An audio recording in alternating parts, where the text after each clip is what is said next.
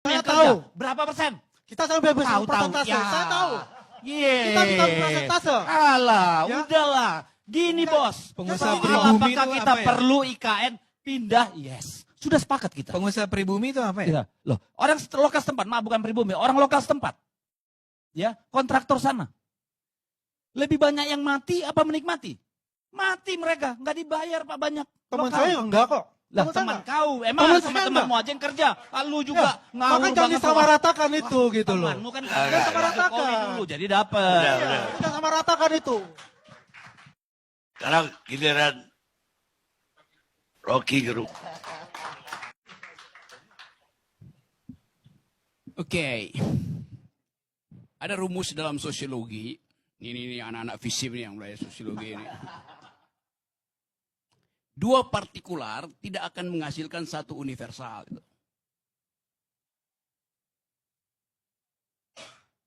Masa lu nggak tahu tuh? Bahkan penjumlahan sebaliknya bisa lebih besar dari bagian-bagiannya. The whole is greater than the sum of its part. Jelas itu. Jadi kalau Anda mau uji Sulawesi, tumbuh segala macam, ini ya gue kasih cerita kecil-kecilan aja. Satu waktu, saya ngobrol dengan seorang menteri yang bertanggung jawab terhadap IKN. Dia bilang begini, Rok, ini Jokowi minta progress report. Terus lu ngapain? Ya gue kumpulin menteri-menteri itu. Menteri teknik sudah selesai. Rapat di situ. Dia bilang kita sudah selesaikan rapat ini. Presiden menunggu progress report. Sudah kita kirim. Officially sudah terkirim laporan progress report itu. Itu dia bilang, sudah tanya sama peserta rapat. Kita udah kirim ya formalnya. Sekarang di antara kalian, di antara kita, siapa yang percaya IKN itu akan jalan? Ngakak semua tuh. Suatu waktu akan ada menteri yang terangkan itu. Saya nggak mau buka di sini ceritanya. Okay. Disebut aja Rok namanya Rok. Apa? Disebut aja namanya. Ya inisialnya aja gue nggak mau sebut. Oke. Itu satu cerita. Cerita kedua. Saya pergi ke Luwuk. Masuk ke Poso, Danau Poso tuh. Karena mesti backup LSM pro lingkungan di situ. Oke. Datang pengusaha. Dia bilang, Pak Rocky, saya eksportir kerikil ke IKN. Dan kamu betul. Ya.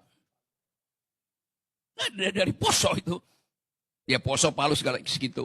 Pinggiran itu. Dan kamu betul. Dia berhasil. Berhasil rugi 20 miliar belum dibayar. Kerikil. Saya kasih aja parsial-parsialnya tadi. Beberapa waktu yang lalu saya pergi ke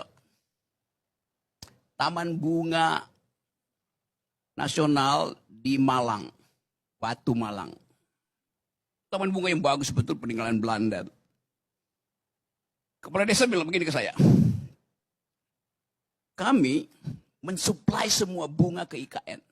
Diambil dari Batu Malang rupanya. Bunganya bagus-bagus. Terus apa masalahnya Pak? Sampai sekarang kami nggak dibayar. Taman bunga itu, kebun bunga itu, dimiliki oleh 15.000 rakyat dalam bentuk koperasi. Ditipu. Jadi, kalau saya bertanya misalnya, IKN itu simbol apa sebetulnya?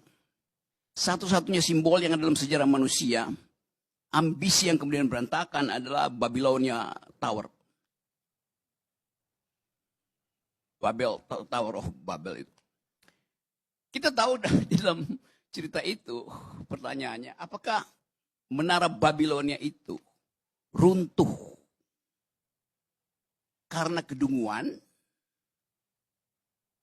Dungu artinya tidak bisa lagi bercakap-cakap karena bahasanya diocak-acik oleh satu kekuatan, atau dia runtuh karena ambisi itu.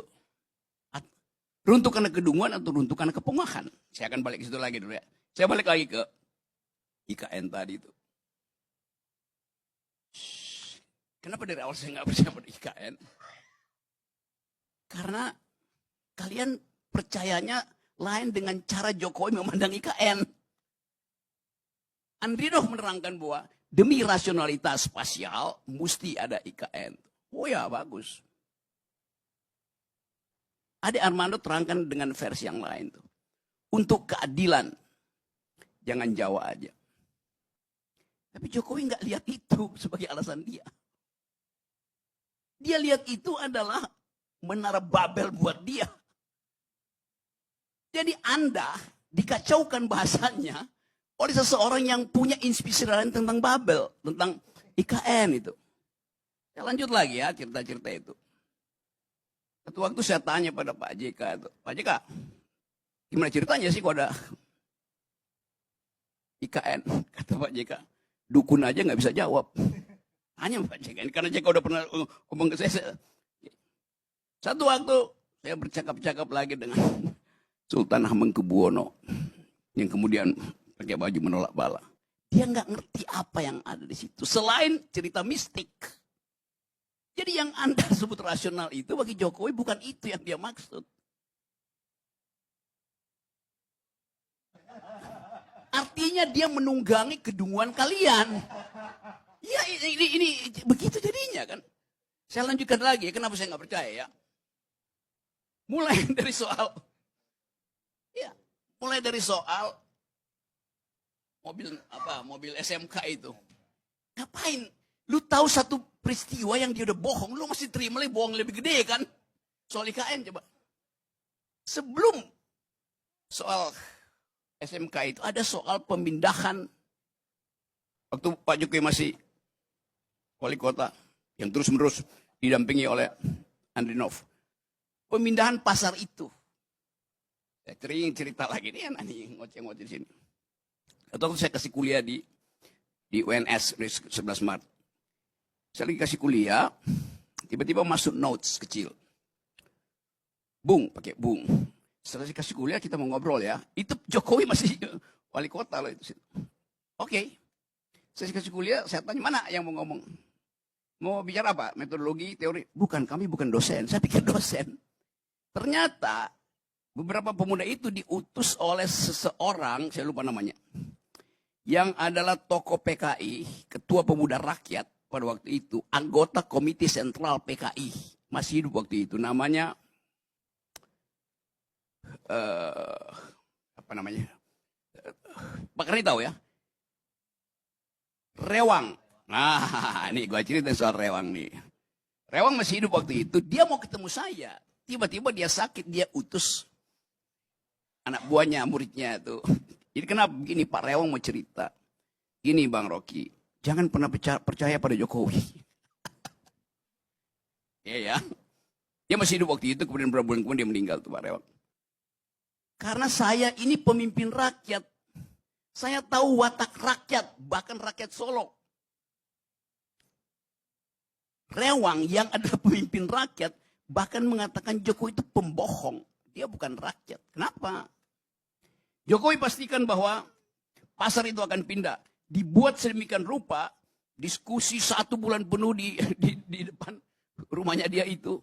Padahal sebetulnya, selama dia berdiskusi, oligarki Solo itu udah lakukan namanya ya under table transaction uang. Yang dia pindah. Jadi udah disogok dulu, Jokowi bilang bikin panjang ya diskusinya. Kira-kira begitu. Cerita 1 bulan kan pers semua Jokowi nego segala macam itu. Dia pastikan bahwa tidak akan ada lubang bolong di Solo. Malam ini lubang, besok pasti tutup. Itu bukan APBD, dia tinggal telepon satu oligarki di situ, tutup selesai. Jadi Anda dari awal, ya kalau saya cerita dari awal mungkin Anda nggak akan. Saya tahu dari awal itu. Jadi sekuensi pengetahuan saya tentang kebohongan Jokowi itu, begitu IKN dibuat, saya ngakak-ngakak, ini pasti nipu. Tetapi begitulah, disirap kita untuk memuliakan seorang yang memang ini Jokowi, dia tidak tahu bahwa selama 10 tahun banyak orang yang tahu bahwa dia tidak tahu. Karena nggak ada yang memberitahu bahwa dia tidak tahu. He is riding the tidal wave of stupidity. Your stupidity. Itu yang terjadi. Nah, saya mau terangkan, saya nggak ada urusan dengan Pak Jokowi itu. Saya lu dendam kagak. Kaisang ulang tahun, Kaisang kawin, keluarga Jokowi undang saya bahkan masuk VIP. Nggak perlu nunggu kayak Anies Baswedan nunggu di siang hari. Saya yang malam hari langsung lewat situ kan. Jadi saya nggak ada urusan dengan itu tuh. Jadi terus menurut saya membaca itu, ini apa keadaan itu. Jadi kalau sekarang, ya memang yang kita mau bicara ini mau diapain tuh. Kalau soal kebohongan itu berseri kebohongannya. Apa yang baik dilakukan di situ? Bagus tadi usulan Dedi. Supaya dia konsisten, tulis surat pada Pak Prabowo, saya minta dengan sangat Pak Prabowo, tolonglah ada satu kamar khusus yang dibuat di situ. Walaupun anggarannya mungkin cuma 10 miliar atau 100 juta. Untuk anak saya, supaya dia bisa menikmati legasi yang saya bayangkan itu. Apa yang bisa dilakukan oleh Gibran di situ? Jadikan istana itu sebagai, bukan sebagai tempat pangkalan LPG 3 kilogram. Dijaga langsung oleh Gibran. Masalahnya Bung Rocky, kebanyakan kabupaten kota di sana tidak termasuk daerah konversi. Jadi malah mereka nggak nikmati tuh walaupun dari sana gasnya. Kita ingin supaya Prabowo bikin kepres yang khusus untuk menyenangkan Jokowi. Junto anaknya itu. Kenapa begitu? Pak Gibran sendiri bilang ada masalah lapor wapres. Kan udah ada kota besar lapor wapres. Jadi coba kita lengkapkan kedunguan ini. Terima kasih. Saya tahu. Berapa persen? Kita sampai Tahu, persentase. ya. Saya tahu. Yeay. Kita bisa persentase. Alah, Ya. udahlah. Gini bos. Pengusaha Soal pribumi apakah itu kita apa ya? perlu IKN pindah? Yes. Sudah sepakat kita. Pengusaha pribumi itu apa ya? Ya, loh, orang lokal setempat, bukan pribumi, orang lokal setempat. Ya, kontraktor sana. Lebih banyak yang mati apa menikmati? Mati mereka, nggak dibayar Pak banyak. Teman Lokal. saya enggak kok. Lah Teman teman saya kau, emang Teman ada saya teman-temanmu enggak. aja yang kerja. Lu juga Ya, ngawur maka jangan banget. disamaratakan itu gitu loh. Temanmu kan Jangan kerja disamaratakan. Jokowi dulu, jadi dapat. Iya, kita samaratakan itu. Sekarang giliran Rocky Gerung.